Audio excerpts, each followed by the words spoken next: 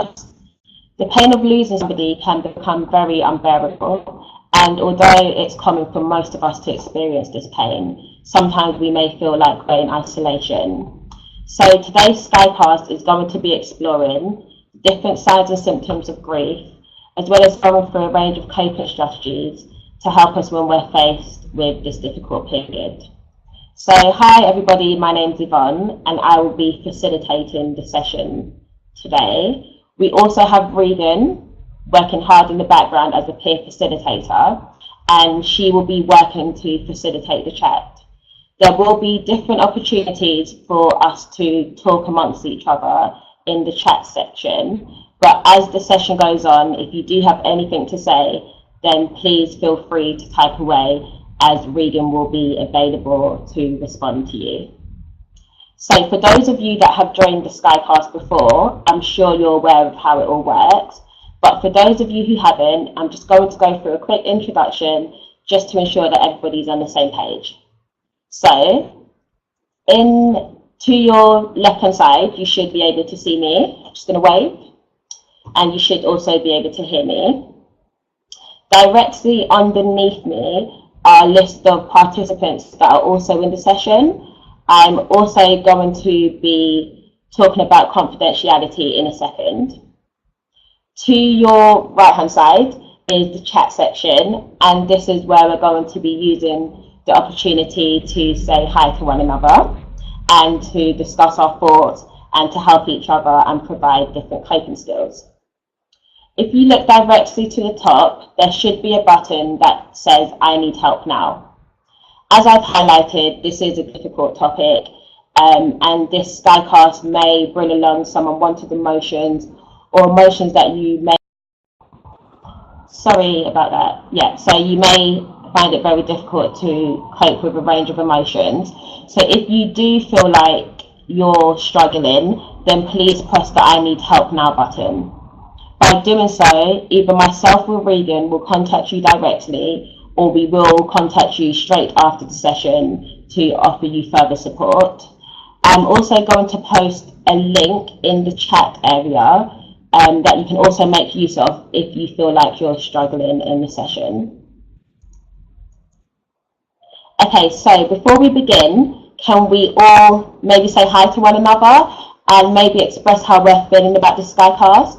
By doing so, we'll just get a feel of how to interact in the chat section. So I'll just give you a minute or so to do this for your introductions. And I see everybody's looking forward to the Skycast and also understands the importance of loss and how it can affect us. So I'm now going to go over the session aims. So today we're going to work to introduce some of the signs and symptoms of grief. By doing so, we'll be aware of how grief is affecting us, or maybe be able to recognize this in a friend or family member. We're also going to explore different models of grief and try to apply them to our own experience of loss. This can give us a further understanding to how we're feeling and again help other people going through this difficult period. We're also going to examine the myths and misunderstandings about loss. I'm sure most of us have encountered people maybe telling us different things about loss and different myths about loss. So we're just going to develop this understanding and be aware of the myths that is around loss. We're also going to share our ideas, experiences and coping strategies in order to help us all cope with loss. So we're going to be supporting one another during this Skycast. So just so that everybody's on the same page, I'm just going to go over a few more things before we begin. As I've highlighted, the topic of grief is a very difficult one. So I'm just going to go over a few things. So to get the best out of the session, it's very important to try and find a nice quiet space, maybe put your phone to one side and take this time for you. Just to remind you that everything we talk about in this Skycast is confidential, so we won't be discussing it with anybody outside of this session. We also want to make sure that this is a very supportive space because of the nature of this topic. So let's make sure we treat everybody with respect. Of course, there's going to be some instances where you may not necessarily agree with what people are saying, which is completely fine, but let's just try our best to understand where everybody's coming from. It's important you look after yourself during the session. As I've highlighted, it may be a difficult one for some people. So just to remind you, if you are struggling, please press the I need help now button rather than putting something in the chat section. By doing so, it means the session can go along and you will also get the right help that you need. Finally, we are entitled to share as much or as little as we like. In no circumstances should anybody feel forced to share anything. So just share what feels comfortable with you and just try to check in on yourself and make sure you're feeling okay. Okay, so now the introductions are out of the way, we can begin the session. So the term grief may be seen as an umbrella term because although we may experience this emotion, the way in which we experience it would differ from one individual to another. So before we begin, I just want us to think about maybe the different physical and emotional responses that maybe we've experienced or we think we may experience if we're faced with grief. So just give us a second to explore this in the chat area. So just to ask you to think about different emotional responses and different physical responses that we may experience in the face of grief. Okay, so that, of course, you can continue typing. This isn't a message so for you to stop, but it's clear that loads of symptoms have been highlighted: emotional responses and physical responses.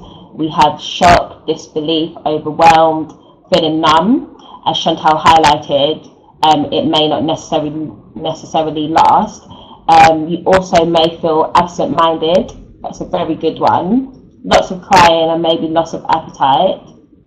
Yeah, of course, thoughts going on in a loop, thoughts fixed on the past and the lost person. So a range of different symptoms that you may experience. We can now explore this further.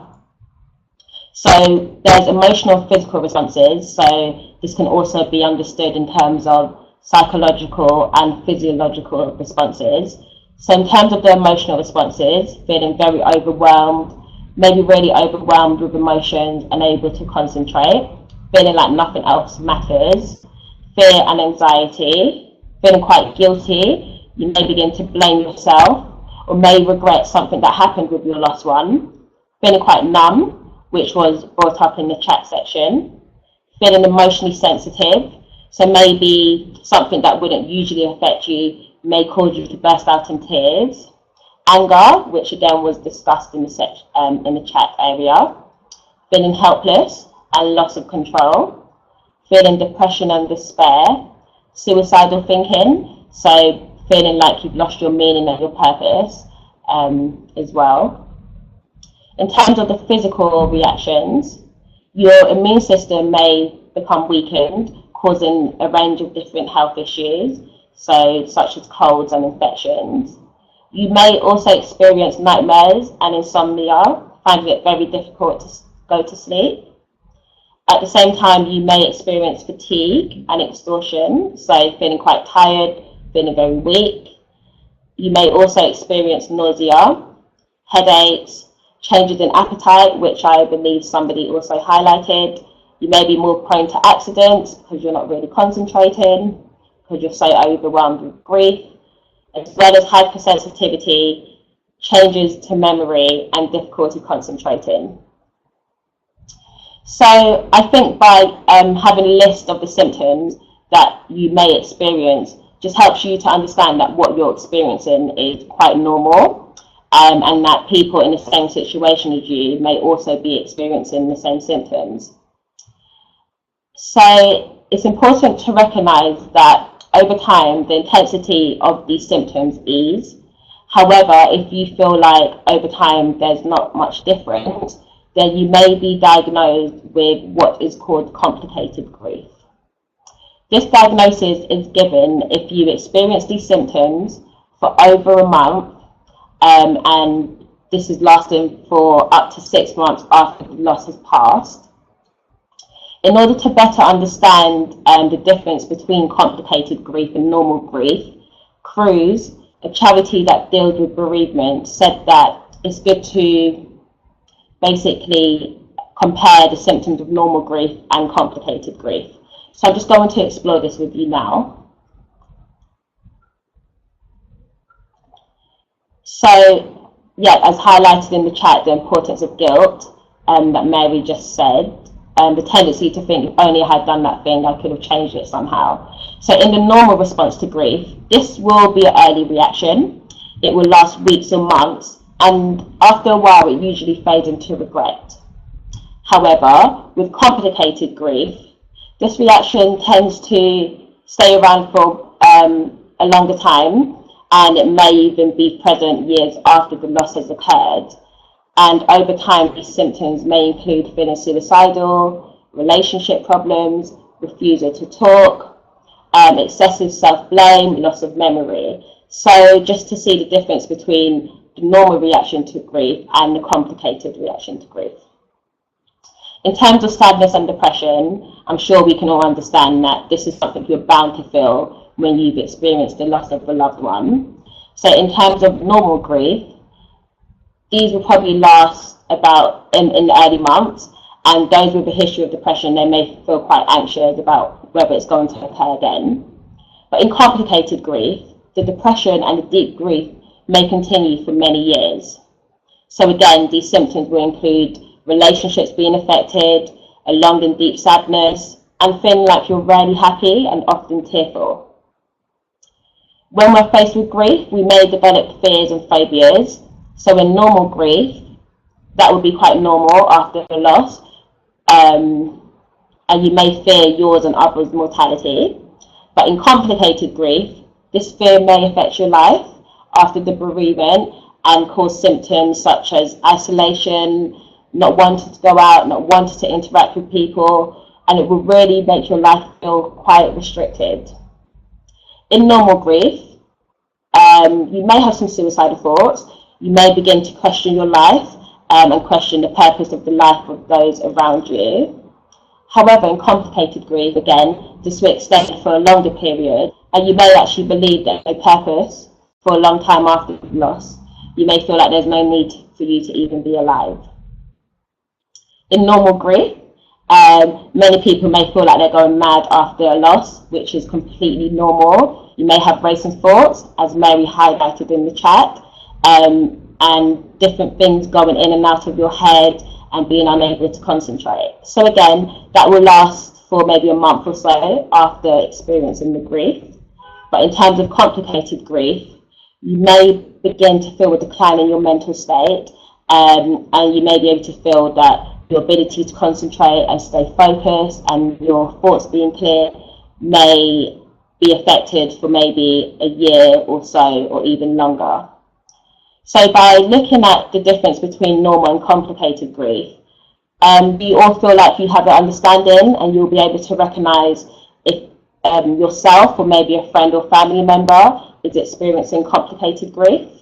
I'll just give us a second to discuss this. Okay, so I think the conversation centered around the fact that there is no exact timescale to feeling normal or feeling like you've accepted the grief. And that really highlights the next point that I'm going to talk about, the fact that grief is a process, and it's not a straightforward process. I like to compare grief to an emotional roller coaster, because of course there's going to be days where you're feeling like you can cope, and then all of a sudden the next day you're feeling like it's completely unbearable.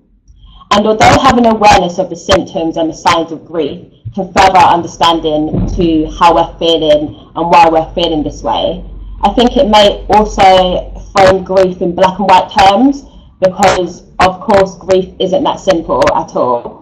And as I said, there's going to be days where you're feeling fine and days where you're not feeling too fine.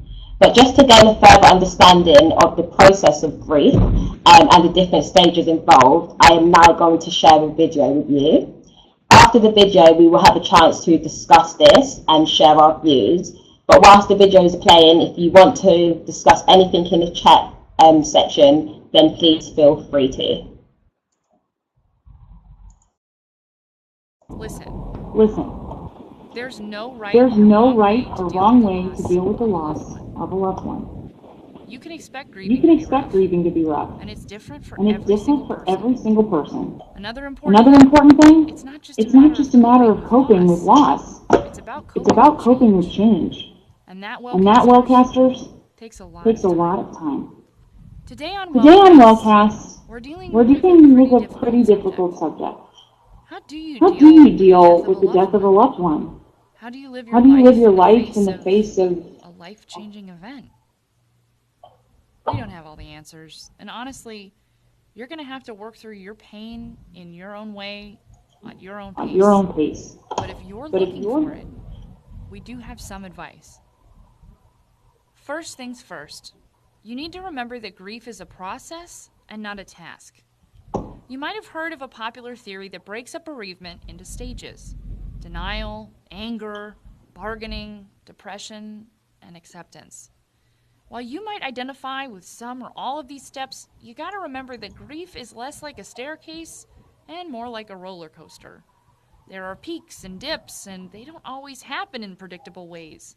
You might feel better for a while and then worse, and that's okay. It's natural to have an uneven journey with your grief. Don't be afraid of the pain. You shouldn't try to stuff your sorrow away into a place where you don't have to deal with it. It's just going to stay there. In order for you to work through your grief, you're first going to have to acknowledge that it exists. There are a lot of ways to do this. You might have to be alone for a bit. Maybe you need to write down your feelings in a journal or talk to someone. Do things that make you happy. When you're grieving, it's sometimes difficult to hold on to who you are. After all, so much of your energy is focused on the mourning of your loved one, which is fair, but it's easy to get sucked into a mind space where you can't even remember your former self.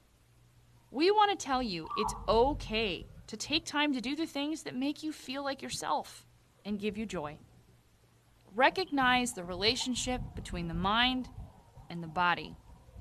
When you're experiencing grief, it's really easy to forget the things that you usually do as a matter of routine. Taking a shower, getting enough sleep, eating. Neglecting your physical health is only going to take a greater toll on your mental health, which is taking a pretty significant hit right now. So, do yourself a favor, and do us a favor, and make an effort to take care of you. It's what your loved one would want. Reach out. Wellcasters, if you take nothing else away from this episode, please remember this. You do not have to be alone in your grief. If your feelings are too overwhelming for you to sort out, that's okay. But go to someone else for help. It can be someone you know, a family member or a friend, or it can be a therapist or a professional who knows how to help people deal with this exact situation that you find yourself in right now. Just the act of talking out loud about your feelings can be incredibly cathartic. Finding someone who can help you sort them and work through them is even better. Tweet us at WatchWellcast. Email us at watchwellcast@gmail.com.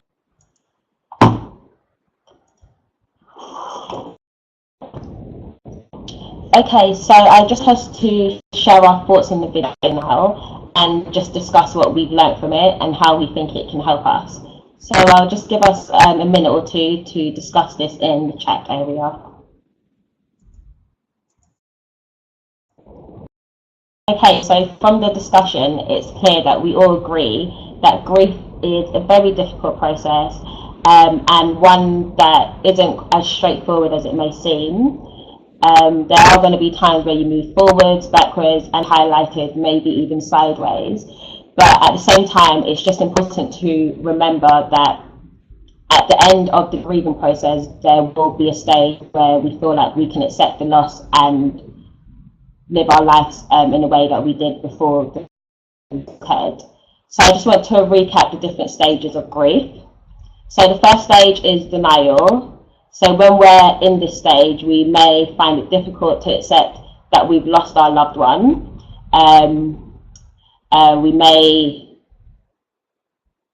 yeah, we may just find it very difficult till someone's gone and may not believe it to be true. After the stage of denial, we may move on to anger. This is where we feel extreme anger at the person, or we may even feel extreme anger at ourselves. We may then move on to bargaining, and this is where we make bargains with ourselves. We may say to ourselves, if I do win this, then please would you come back? Or if I didn't do this, then please would you come back? So we just go through a stage where we make bargains with the lost one. After this, we may experience depression, the length of time in which it will last will obviously depend on the person you've lost, and obviously depend on yourself as well. And then finally, acceptance will occur. But again, just to highlight that these stages aren't as straightforward, and although there's 5 different stages, won't necessarily occur from 1 to 5. You may experience denial, then anger, then back to denial, and jump and then come back again, which is completely fine. Whilst we're experiencing grief, there are some things to remember. So the theory we've just highlighted is just a theory, and as we know, there's lots of different theories. And in terms of accepting the theory, it's not something you have to do, and you may also feel like the different stages may not relate to your grief, or may not relate to the grief you've seen in somebody else. As I've highlighted, it's not linear, so if you think of grief in terms of a maze, with the end point being acceptance, you may go down different routes, you may find yourself in dark places, happy places, but finally you will come to acceptance. As I just highlighted, you may go through the same stages twice, 3 times, 4, or even more, but it's completely normal. You may feel things like regret or despair, confusion, lots of other emotions that we haven't discussed. Again, it's completely normal. And although I keep on saying that finally you will feel acceptance, this may not necessarily be the end point. So just to remember that. So there are different theories of grief. So we discussed the one that most people know. I also wanted to highlight Warden's task of mourning. So he looks at grief and mourning in a way where you have to do different tasks. This slide might not be too clear, but of course you have the chance to Google this after this session. So the first task he puts forward is to really accept the reality of the loss. So just being able to accept that this person's gone, accept that your life has to change, accept that you're going to have to make changes in your life, just really accepting the loss. He then says the next thing you have to do is walk through the pain of grief. And as I said, the experience of grief can be completely overwhelming, very painful, may cause you to feel numb. But the importance here is to really allow yourself to feel that emotion. Allow yourself to feel the pain, allow yourself to feel numb, allow yourself to feel sad, and just really walk through the pain of grief. And he then goes on to explain that it's important to adjust to an environment in which the deceased is missing. So if this is someone you've lost that you used to live with, or someone you lost you used to work with, or somebody you used to speak to every day, just learning to adapt your life and change your life to fill the gap of the missing person. So just understanding you're not going to see this person every day, and you're not going to be able to speak to them every day. It's just really adjusting to your new environment. He then talks about finding a connection with the deceased while embarking on a new life. So some people may report that after somebody's died, they want to maybe embark on a new career, take up a new hobby, or do something just in the name of that person. So it's just about finding a way to not hold on to the grief exactly, but use the grief in maybe a positive way to continue with your life positively. So you can also have a look at that theory after the session is done. There's also another theory, this is Tompkins, and he really talks about the fact that as soon as you lose somebody, you're going to feel immense feelings of unhappiness, you're going to feel very down, you're going to feel very low. And in the beginning, it can feel like the feeling of grief is completely emerging in your life, and the only thing you can feel is grief. When you wake up, you feel grief. When you go to bed, you feel grief.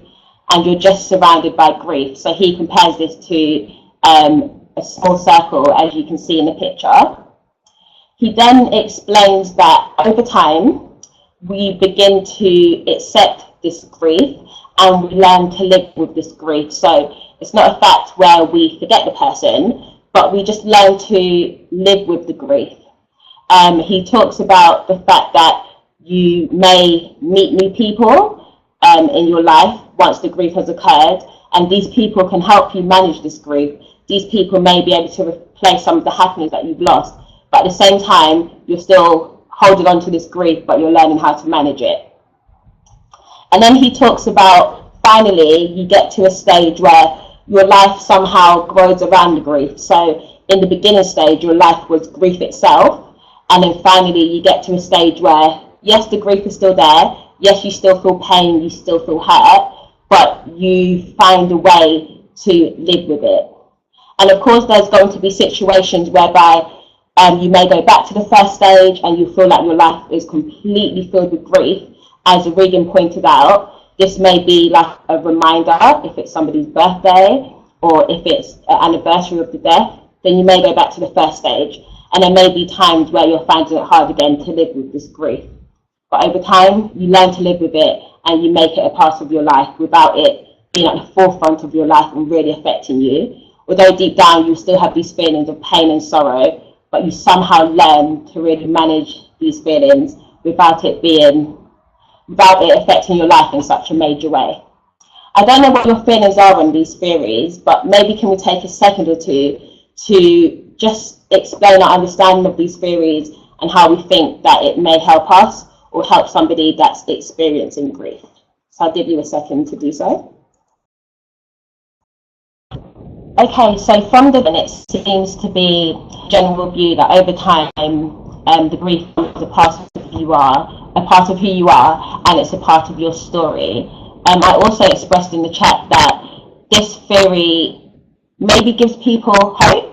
It allows them to see what's going to happen in the future rather than focusing on all the emotions that they may feel immediately after death. So I think by having an understanding of a range of different theories, you can make use of different aspects of them just to really understand the process that you may be going through or somebody close to you. So I know the first theory really focused on the signs and the symptoms, and the second theory focused on the different stages, and the third theory really focused on how we learn to live with the grief. So I'm just happy that we've all gathered an understanding of the different theories, and hopefully we're able to use it to help ourselves or help others. So knowing that loads of different theories exist, I'm sure you're also aware that lots of myths and misconceptions also exist around grief. Some people may have said to you, yep, you'll be fine tomorrow, or if you replace the grief, you will feel better. So I just want us to take a minute or two to discuss myths around grief, and to discuss maybe things that people have said to you that haven't been really helpful whilst we've been experiencing grief. So can we just take a second to do so? Can we also maybe talk about how we can help someone experiencing grief? So think about ways that are not helpful, and also think about ways that we can support and help somebody.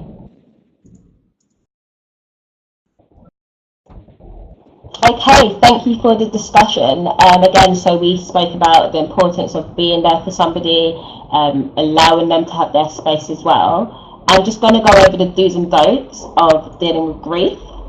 So do be there for the person who's grieving. Pick up your phone, write a letter, call, or arrange a visit. But at the same time, if they do want space, just respect the fact that they want space, not take it personally. I know personally when I was experiencing grief, I kind of wanted to be alone sometimes, and then I wanted company. So if somebody's quite up and down in terms of wanting to see people, just really respect that. Do encourage the person to talk and listen to them, but at the same time, don't force them. Some people find it very difficult to talk about emotions. So when they're ready to talk, then be prepared to listen.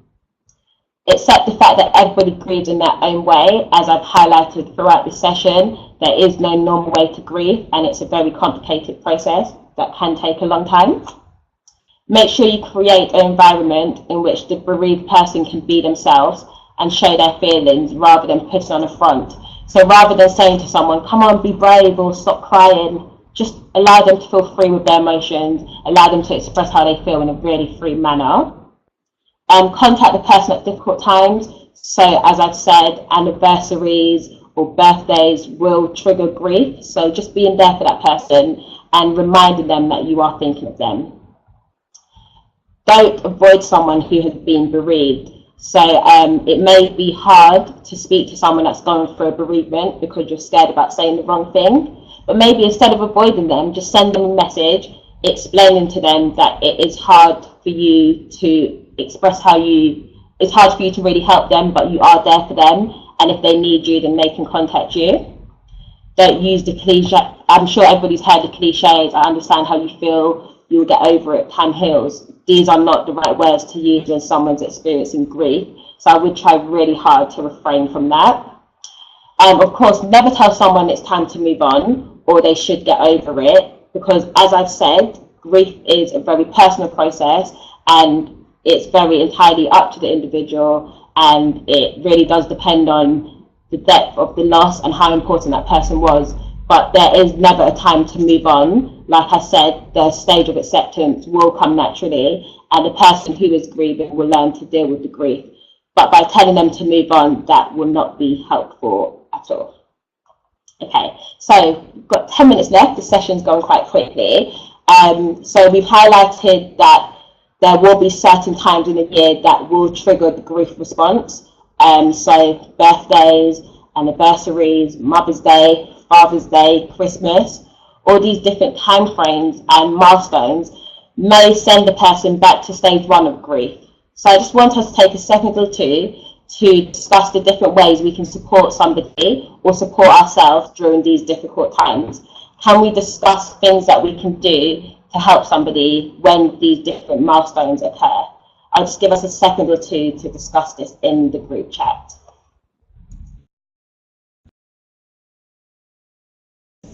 There was a range of different suggestions that I'm sure we can all use to help ourselves or help somebody that's feeling grief or experiencing grief. I think it's also important to understand that what might work for you one year may change the following year. So if one year you feel comfortable with somebody coming to visit you on the day, but maybe next year, the following year, you would prefer to be by yourself, that's completely fine. So just to be mindful when you are supporting somebody that's experiencing grief, or there's a time frame or a milestone, as that, just maybe asking them what they would or what would work best for them, because maybe on that day they wouldn't want to do something, or maybe on that day they would like to celebrate it. So yeah, so I do hope you've enjoyed the session. I do also hope that you're going to leave the session with a greater understanding of grief, how it may affect you, the different signs and symptoms, and also a range of coping skills available. As I highlighted at the start of this session, if you are feeling any unwanted emotions or you're finding it very difficult to cope with anything we have discussed, then you can still press the I need help now button, and I will ensure that either myself or Regan will contact you directly. Just to wrap up, once I've finished the session, there will be a questionnaire that comes up. Please can you take the chance to fill this out and give me feedback, as we want to constantly improve the Skycast services. Also to make you aware that there has been a new Skycast schedule that has been published on the website, and it will show you a range of different Skycasts and the different times and the different dates. So please sign up. Next week's session is managing anger. So if you haven't signed up, please do. But everybody has a lovely evening, and I really do hope that this session has helped you really reflect and really provide you with some necessary tools to help you cope or help somebody close to cope. So thank you once again, everybody. Bye and good evening. And also thank you, Regan, for your positive contribution in the group chat, and thank you all for being able to share something. Okay, thank you. Bye.